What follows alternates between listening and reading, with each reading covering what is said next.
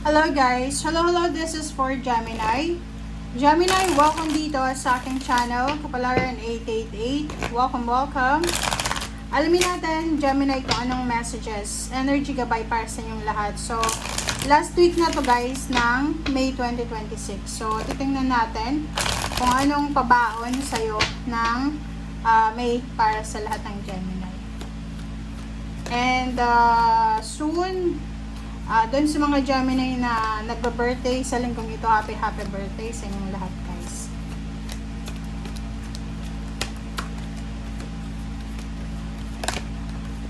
Okay. Lahat ata ng zodiac sign, meron itong message na to. So, Gemini, sa linggong ito, tinatanong ka ng baraha mo, ano ba yung mga bagay-bagay, sitwasyon, tao, mindset, emotion na kailangan mong alisin. Okay? What do you need to release? What do you need to release? Is it relationship?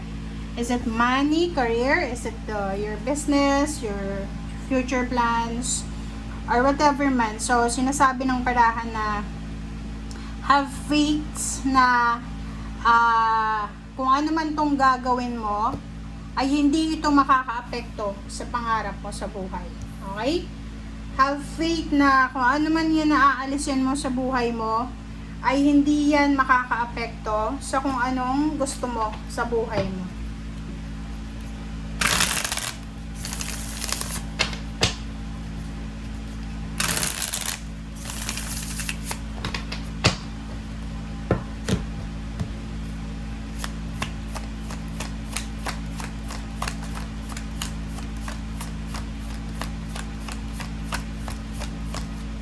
Okay, Gemini.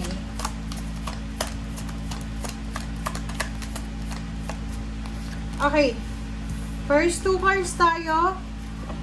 The path is clear. Go for it. Oh, 'di ba? Sabi ng bara sa'yo, nasa tamang direction ka daw. Okay? So, halimbawa, if the universe is asking you to release your relationship, release yourself from negativity, or mga unhealthy lifestyle, nasa tama kang direction. The path is clear, so go for it. Nasa tama kang direction. And second is, you're taking too much energy. So, sabi ng bara sa'yo dito, masyado ka bang pagod? Okay? May mga Gemini ba dito, sobrang sensitive kayo sa linggong ito? It's because nasobrahan ka sa trabaho, nasobrahan ka sa mga obligations, duties and responsibilities, problema, whatever man. Ang sabi ng bara sa'yo dito na huwag mong sasayangin kung ano yung meron ka ngayon. Huwag mong sayangin yung energy mo, yung oras mo, yung panahon mo, yung relationship, yung pera, trabaho, or ano pa man, sa mga walang kwentang bagay. Alright. Gemini.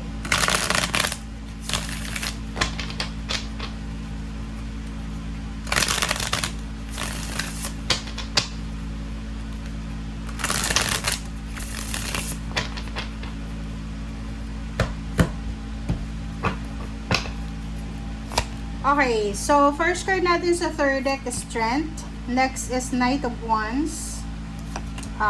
And King of Swords and Eight of Swords. Yun na nga. So, sinasabi ng Barasyo dito, Gemini, na yon, isang direksyon ang posibleng sisimulan mo ngayon. Pwedeng nagre-research ka, you're planning to travel, to relocate, or to migrate, or kung ano pa man. Siguro sa ngayon, kulang ka pa sa information. Kung baga halimbawa, gusto mong pumunta ng ibang bansa, or gusto mong lumipat ng company, or gusto mong tumira sa isang magandang bahay. Pero as of the moment, nasa 8 of Swords ka pa lang. So, ibig sabihin, ano ka pa, stagnant ka pa, or impossible pa na makuha mo kung ano itong minamanifest mo na direction. So, ang sabi ng bara sa'yo na huwag kang mawala ng pag-asa. Kasi yung pangarap natin or yung manifestation of dreams natin, nagsisimula yan sa ano lang, 'di ba? Sa pa-joke-joke lang. Like parang sasabihin, gusto kong makapag-asawa ng milyonaryo, pero malay mo, yun ang manifest mo. Or gusto kong makapunta ng ibang bansa, gusto kong tumira sa Amerika, sa Canada, sa Europa. Hindi mo alam. You are transferring your hopes and dreams sa universe. Pag ganon, you're invoking the universe kung ano yung gusto mo. Or maybe it's one of the affirmation na ginagawa mo na pwedeng mangyari. So, walang masama dyan. Okay? Manatili kang positibo sa panahon ng negative. Okay? Ibig sabihin, if there's a problem sa paligid mo, wag kang papadala sa problema na yan. Okay? Alright. Okay, so next is for swords. Dito din sinasabi ng barahan na importante din yung pagpapahinga. Importante yung stable yung mindset mo, yung emotion mo, psychologically ganon. Sinasabi ng baraha sa'yo na ngayon pa lang, ngayon na katapusan ng Mayo, i-take advantage mo na yung linggong ito para makapagpahinga ka, makatulog, kasi magiging sobrang busy ka for the next few months until the next year. So, sinasabi ng baraha, tingnan mo, i-maximize mo na yung pagpapahinga mo. I-maximize mo na yung pagbabakasyon mo ngayon, kasi possible na after netong linggong ito, pagpasok ng June, posibleng magsisimula ka na ng bagong trabaho mo. Alright? Okay, so the Hermit. Wow. So dito sa dalawang barahang yan, sinasabi ng barahan na maraming beses ka na nag-fail sa mga decision making mo. So, simula ngayong linggong ito, nakikita ko sa'yo na lahat ng mga nangyari sa'yo sa past ay hindi na yan mangyayari, kasi magiging sobrang awakened ka. Magiging sobrang anong tawag dito? Sigurista. Yun. Magiging sigurista ka, magbabago ka ng strategy sa pag-handle ng problema mo. Okay, so yung last two cards dito is Six of Wands and Page of Cups. So, sinasabi ng baraha sa'yo, this is a hard-earned success. This is positive outcome. Sinasabi ng baraha sa'yo dito na kung wala ka pa sa Pilipinas or kung nasa ibang bansa ka na, ikaw daw ay nakatadhana. You are destined na mag-travel talaga sa ibang bansa. You are destined na makuha yung victory in success.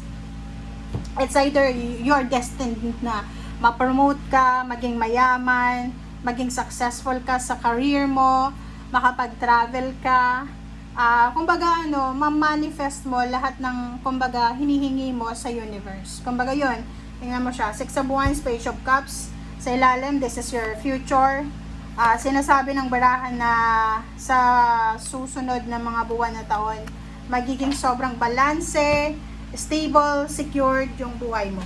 Okay? Thank you. Bye!